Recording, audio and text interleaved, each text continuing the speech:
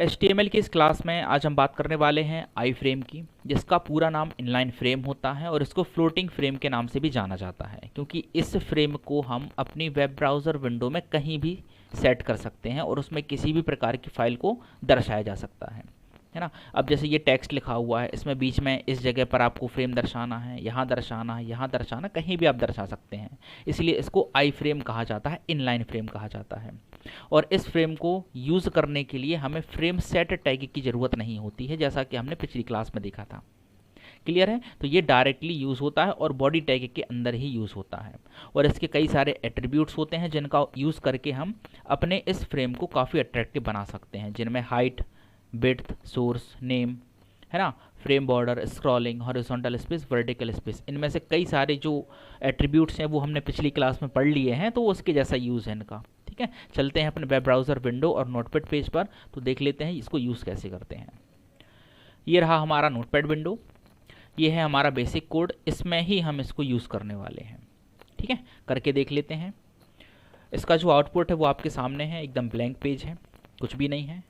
इस टैग को लगाने के लिए हमें यूज़ करना होता है आई फ्रेम। आई फ्रेम के अंदर सबसे पहले हमें इसकी डिसाइड करनी होती है हाइट एंड विड्थ। हाइट मान लीजिए हमने इसका ले लिया है 30%। देखिए आप ये जो वैल्यू है परसेंटेज में भी ले सकते हैं, पिक्सल में भी ले सकते हैं, नॉर्मल नंबर में भी आप ले सकते हैं।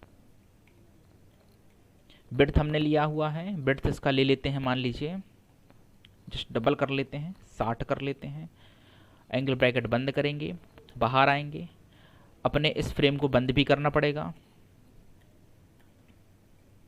आई फ्रेम बंद करना इसलिए ज़रूरी क्योंकि ये कंटेनर टैग है ना, और अपने फ्रेम में हमें फाइल भी डालनी पड़ सकती है। उससे पहले हम इसको एक नाम दे देते हैं, इसको नाम दिया हमने ए। इसको सेव करेंगे, ब्राउज़र विंडो में जाएंगे और पेज को रिफ़्रेश करेंगे। ये देखिए ये आ गया हमारा फ्रेम। देखिए गड़बड़ हो गई है, यहाँ पर थोड़ा सा जो है हमने परसेंटेज नहीं लगाया है, इस रीज़न से ये उल्टा आ रहा। अब देखिए ये हमारा फ्रेम है ना, जो इस कोड का यूज़ करके आया हुआ है। बदलना चाहें तो बदल सकते हैं, विड्थ 60 ना करके हम इसको 50 कर देते हैं, जो थोड़ी सी ज़्यादा थी। ठीक है, पेज को रिफ़्रेश करेंगे, ये देखिए इसे ठीक हो गया है ना। अब इसी के अंदर जो है हम कोई फाइल डाल करके देख लेते हैं, है ना। मान लीजिए कोई फ़ोटो है, वो हम इसमें इंसर्ट करा लेते हैं। उसके लिए हमें इसका जो नेम है वो हटाना पड़ेगा। वैसे ना भी हटाएं तब भी काम चल जाता है, लेकिन इसको हटा लेते हैं, सही माना जाता है। इज इक्वल टू सोर्स लगाएंगे। ठीक है, हमारी फाइल कहाँ पर है वो हम देख लेते हैं। हमारी जो फाइल है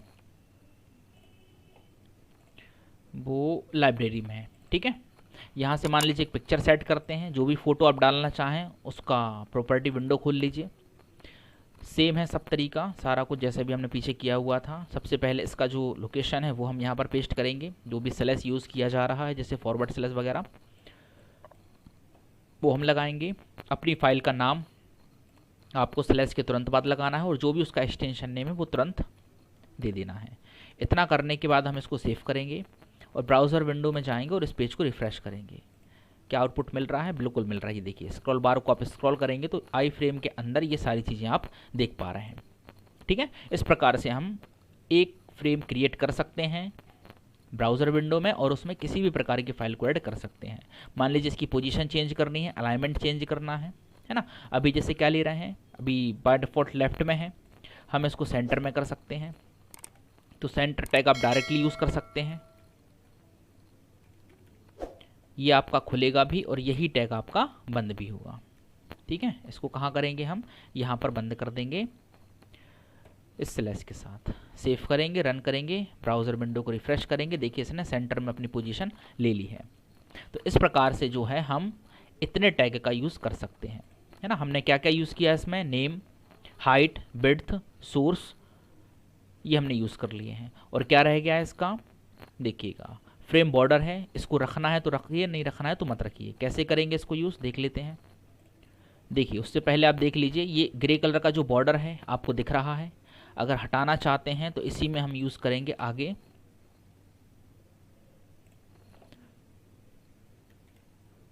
फ्रेम बॉर्डर। ठीक है, जैसे मान लीजिए कितना दे दिया है, 0 हमने इसमें दे दिया।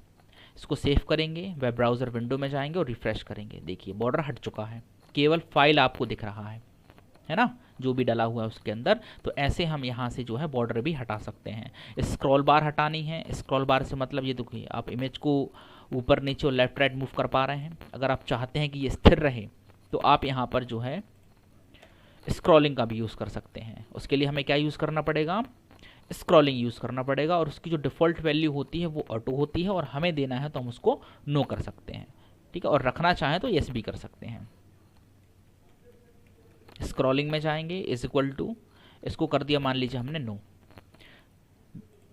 कोडिंग को सेव करेंगे, ब्राउज़र विंडो को रिफ्रेश करेंगे। देखिए अब दोनों स्क्रॉल बार हमारे हट चुके हैं। तो इस प्रकार हम जो है स्क्रॉल बार भी यहाँ से हटा सकते हैं। आगे बढ़ते हैं। अगले जो एट्रीब्यूट्स हैं वो है हमारे हॉरिजॉन्टल स्पेस और वर्टिकल स्पेस। इनका उपयोग कैसे करें देख लेते हैं। ये ऊपर नीचे से जगह छुड़वाने के लिए होते हैं ब्राउज़र विंडो में, ठीक है ना। देखिए कैसे, चलते हैं नोटपैड विंडो में, इनको हम यहीं पर यूज़ करके देख लेते हैं। ये देखिए इसको ऐसे लिखते हैं, वी स्पेस, मान लीजिए हमने वैल्यू दे दिया है 30, ठीक है। और जो है इसको हमने कर दिया सेव। चलते हैं ब्राउज़र विंडो में और इसको करते हैं रिफ़्रेश, देखते हैं क्या आउटपुट निकलता है।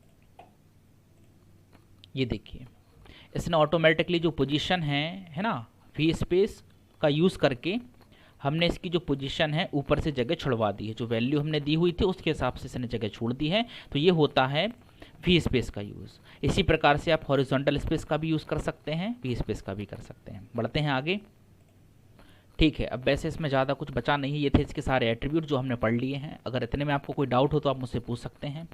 वीडियो अच्छा लगा हो तो उसको लाइक कीजिएगा, चैनल को सब्सक्राइब कीजिएगा, वीडियो को शेयर कीजिएगा। और वैसे HTML टैग जितने भी हैं सारे के सारे लगभग ख़त्म हो चुके हैं, एक दो टैग को छोड़ करके, तो उनका भी ट्यूटोरियल आपको मिल जाएगा। इसके बाद हम शुरू करने वाले हैं CSS, तो हमारे साथ बने रहें। धन्यवाद। जय हिंद, जय भारत।